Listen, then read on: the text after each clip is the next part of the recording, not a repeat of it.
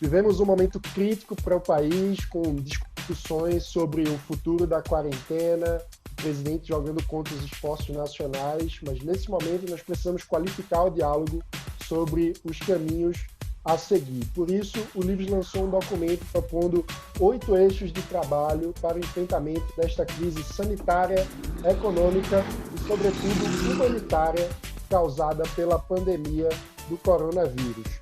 E a gente vai conversar sobre isso hoje aqui no Livre Notícia. E para isso eu tenho ao meu lado nosso diretor executivo, Paulo Gontijo. Bom dia, Gontijo. Bom dia, Magno. Mano, bom dia, pessoal.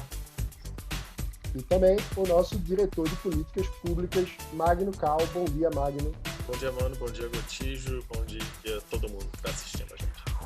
Então confira a proposta do Livres com 8 eixos de trabalho para o enfrentamento da crise do coronavírus, mas já deixa aqui o seu like, se inscreva no canal e ative o sininho para não perder as notificações, porque de segunda a sexta-feira, mesmo em quarentena, o Livres continua trazendo conteúdo novo para você, com os principais destaques do dia, para quem defende a liberdade por inteiro.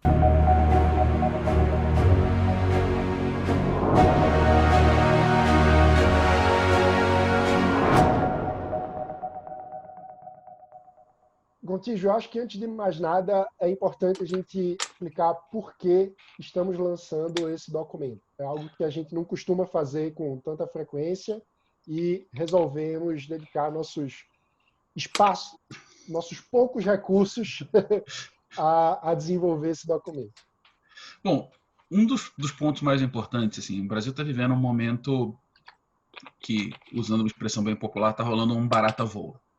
Né? Assim, muita dificuldade de coordenação, muita dificuldade de se ter clareza sobre qual caminho seguir, muita dificuldade de se reconhecer a autoridade um do outro, muita dificuldade de diálogo, e a gente entende que, assim, por mais que a gente seja um movimento, às vezes, bastante forte nos seus posicionamentos em relação ao governo, enfim, alguns entes políticos, que era o momento de tentar pautar um pouco o debate com alguma coisa que seja construtiva para o futuro do país. Aí a gente começou a fazer consultas internas, a gente estabeleceu alguns eixos importantes para isso, pensando não só no emergencial, que é um dos eixos, vocês vão explicar, o Magno vai explicar isso melhor, mas também coisas que vão ter consequências duradouras lá na frente. Então, é uma ideia de que a gente não pode só olhar para o curto prazo, porque senão as pessoas vão pagar por essa miopia mais na frente. Ou seja, a gente precisa enfrentar os desafios do momento, mas sem sacrificar os sonhos do futuro. Basicamente, assim, tapar a goteira sem destruir os pilares da casa. Perfeito. Magno, e quais são os eixos de trabalho da nossa proposta? Bom, nós temos 8 propostas. A ideia era 8 eixos, né? A ideia era que a gente não entrasse em profundidade em nenhum deles, porque a gente tem, óbvio, recursos escassos, há uma urgência na apresentação das propostas. Eu achava que, e claro, essas propostas são da minha área, então a decisão era fazer com que a gente participasse do debate, dando uma abordagem mais de princípios do que de especificidades, na verdade, de como a gente acredita que o Estado e que a sociedade deva agir nesse momento. Então, partindo do cabeçalho aqui, dos tópicos, dos 8 eixos, o primeiro é quarentena, mais com prazo de avaliação. A gente acha importante que se haja quarentena nesse momento, mas que haja dias de reavaliação, prazos para a gente voltar a conversar sobre ela, para não ser uma coisa indefinida.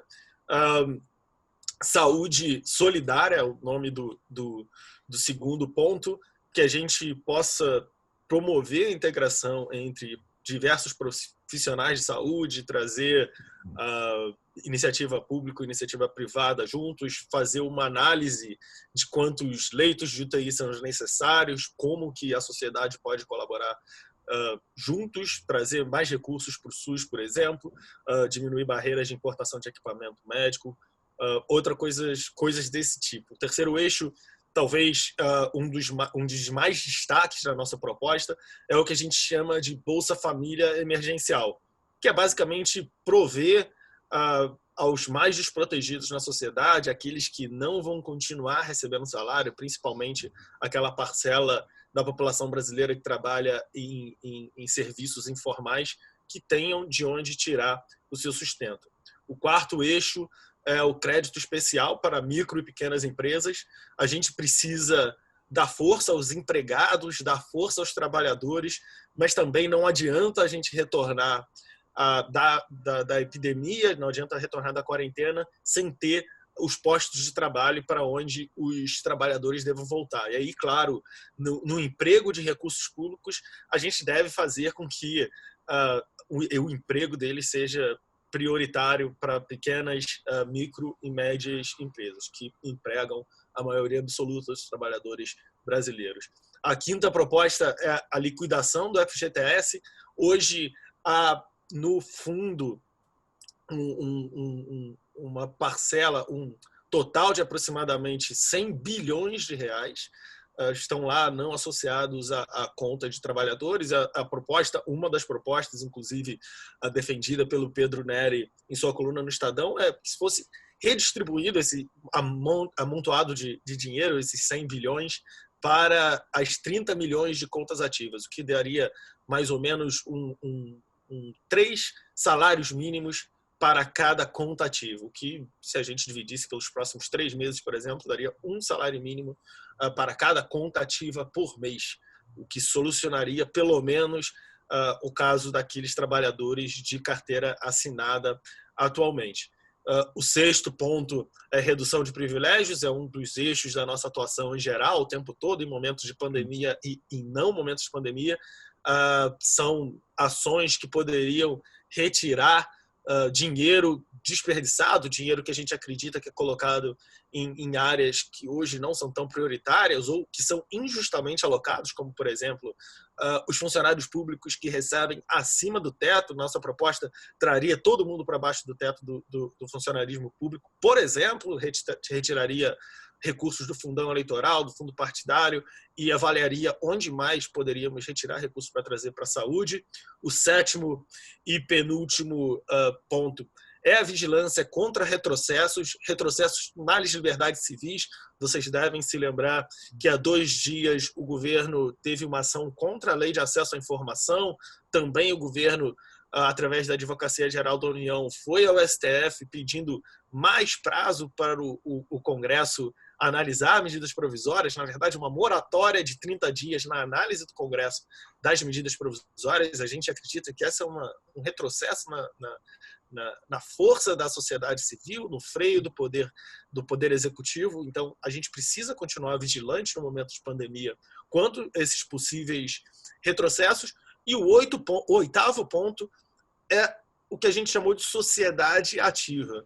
É a participação da sociedade em iniciativas de pedir mais desburocratização, pedir mais aproximação na colaboração entre sociedade e Estado, trazer empresas, trazer outros players para colaborar com a atuação do Estado, sem, claro, descuidar dos mecanismos básicos da sociedade, sem descuidar do sistema de preços, por exemplo, sem haver tabelamento, sem nenhuma outra dessas ideias estapafúrdias que aparecem em momentos de emergência. A gente trazer a sociedade, a iniciativa privada para colaborar de fato com a sociedade, trazer para colaborar de fato com o Brasil, sem que o governo meta os pés pelas mãos e tente ajudar mesmo com a melhor das boas intenções e acabe causando escassez para todo mundo. Esse é um resumo muito simples.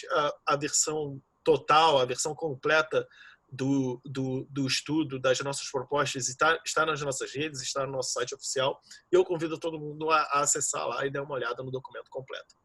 Maravilha, Magno. Gontijo, eu acho que vale aprofundar um pouco sobre esse último eixo, porque eu acho que ele traz um princípio que é muito definidor da atuação do Livres, porque a ideia de que a forma com que o Estado se relaciona com a sociedade, inclusive durante a pandemia, deve ser uma forma de diálogo e não uma forma impositiva de cima para baixo, né? A gente tem visto ocorrer, por exemplo, confiscos que acabam desincentivando ou complicando o processo produtivo das indústrias que fabricam materiais, equipamentos médicos no momento em que a gente precisa justamente do oposto, né? A gente precisa de mais produção de equipamentos médicos. E aí eu acho que vale trazer o caso da, por exemplo, a Ambev, que decidiu fazer uma transição temporária de uma fábrica de cerveja para produzir álcool gel. E esse é o tipo de ação que, nesse momento em que muitas indústrias têm sua força de trabalho reduzida, ou enfim, as pessoas não vão comprar tanta cerveja assim, e também não vão comprar várias outras coisas, não vão comprar tantos carros nesse momento, por exemplo. E nós poderíamos ter indústrias de carro fazendo, por exemplo, geradores para os hospitais de campanha que serão necessários na ampliação de leitos, enfim. Então, eu queria que tu falasse um pouco mais sobre isso, sobre como a gente precisa ter uma postura de trazer a sociedade para participar no lugar de simplesmente impor a força do Estado como se ele sozinho fosse capaz de resolver tudo e a iniciativa privada fosse uma insensível que se não for na base da força, não é capaz de ajudar o país. Acho que tem um ponto bastante importante e um caso muito claro de por que não funciona essa excessiva centralização às vezes. É porque, por exemplo, em São Paulo se produziram, sei lá, 345, 350 respiradores, eu não lembro exatamente o número, mas eu sei que a ordem de grandeza é essa, que foram confiscados, apreendidos, reservados, chame como quiser, pelo governo federal. Então, o governo de São Paulo, que tem o leito, não consegue colocar os respiradores porque o governo federal entrou no meio do processo e atrapalhou e não tem ninguém coordenando isso. A gente acha que, em muitos casos, esse talvez seja só uma briga política, a gente tem que olhar, fazer esse parênteses, mas, de qualquer forma, em muitos casos, a sociedade civil pode ser, sim, protagonista disso e terá que ser depois.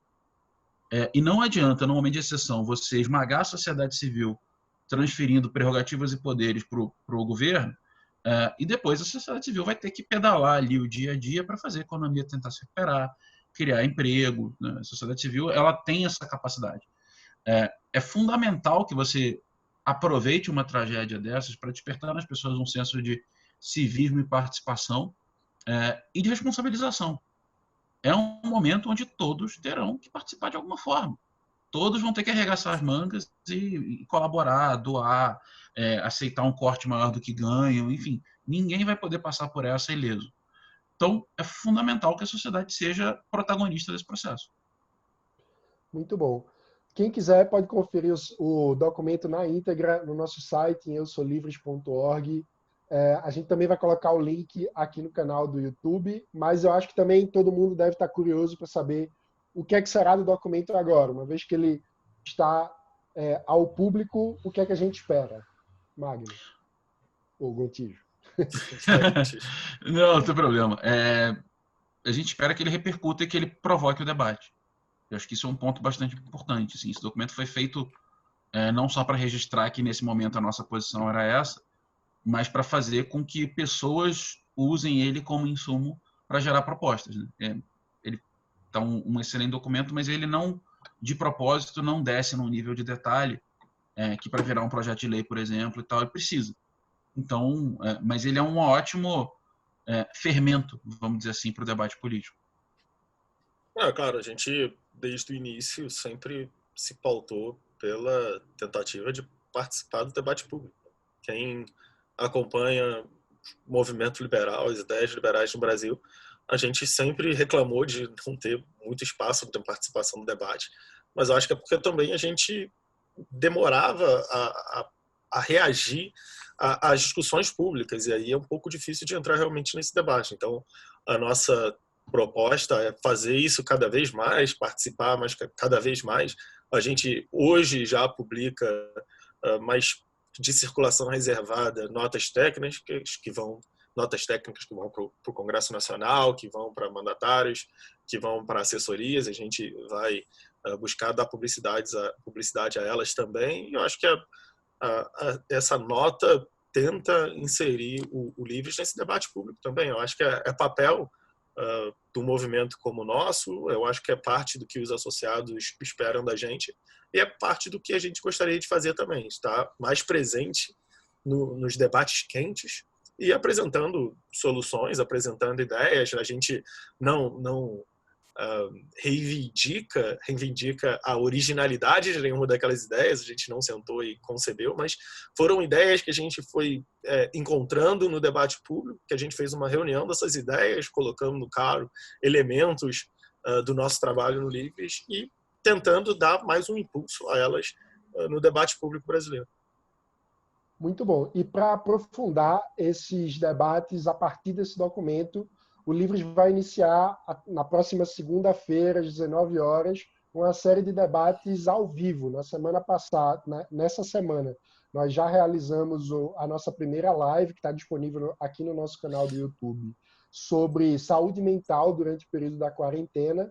E na próxima segunda-feira, nós vamos debater com os nossos associados Matheus Hector e Daniel Duque, e também estamos confirmando a participação de um mandatário, provavelmente deputado federal, para também se juntar a esse debate sobre uma proposta de redução de privilégios como uma das alternativas de financiamento do que nós chamamos de Bolsa Família emergencial. Então, se inscreva aqui no canal para não perder a notificação e se lembre, segunda-feira, às 19 horas, estaremos ao vivo para você participar com a gente, conversar conosco, mandar suas dúvidas, enfim, criticar o documento, dar suas opiniões. Enfim, será um momento de qualificação do diálogo e a sua presença é fundamental. Esse foi o Livres Notícias de hoje. Gontijo, Magno, obrigado pela conversa. Obrigado, mano. Obrigado, mano. Obrigado, Magno. E é isso aí. Continue acompanhando o nosso trabalho. Curta o vídeo, compartilhe com seus amigos. Não se esqueça de acessar o site para ler na íntegra o documento que nós lançamos. E continue acompanhando o Livres Notícias, que de segunda a sexta-feira, sempre às 8 da manhã, traz para você os principais destaques do dia para quem defende a liberdade por inteiro. Obrigado, bom fim de semana e até segunda-feira.